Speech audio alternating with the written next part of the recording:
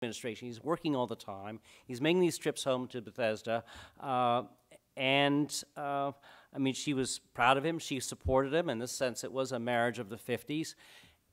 And it was, you know, it was what it was. And I think he accepted that and said that this is the hand I've been given, and I'll do what I do.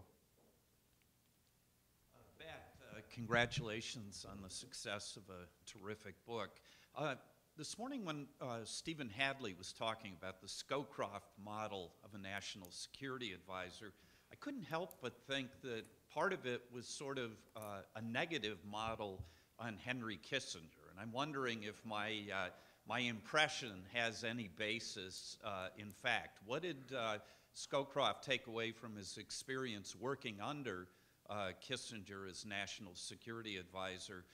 And would it be a stretch to say that, in a sense, especially in his first stint as national security advisor under President Ford, that there was a conscious anti-Kissinger element to his approach? No, that's exactly right. I mean, he's had a long and still a very good relationship with Henry Kissinger, and he's. I mean, one of the things about Scowcroft, this is terrific, is that he's, you know, he'll recognize people's flaws or sees decisions that they make and not agree with them, but that's not the last word. And it's like, okay, well, these people are complex and they make mistakes, and I disagree, but you know, we'll live for another day, and there'll be other issues where they come around, or I'll need their help, or so forth. I think with Kissinger, he realized that. When you heard this, Stephen Hadley talk about the Scowcroft model, and you plug in Kissinger for the model of what not to do, about leaking and about speaking for the president, and about you know, sucking the air out of the room, and about not upstaging the Secretary of State. All these things about keeping calm and not being angry. All these things Kissinger was infamous for.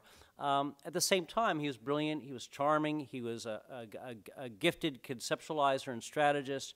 And so and one of the things that was I think, really incredible about Scowcroft is that when he became National Security Advisor in, I guess, December 1st, it went into effect December 1st, 1975, he shrinks the size of the National Security Council staff, starts allowing them to go to the White House mess and talking to other folks in the government, which Kissinger wanted to take control on. He never yelled. I mean, occasionally he'd get pissed off at people for something, but he would just not speak to them for a few days or weeks. Occasionally he would fire people, but he really improved the morale, and he improved the morale and did it very quietly.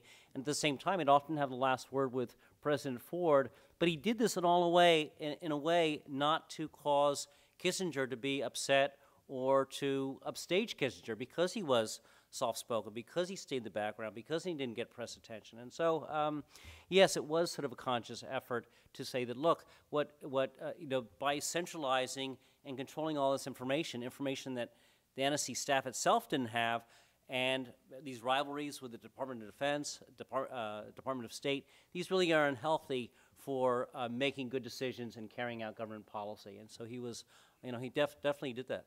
So, yeah.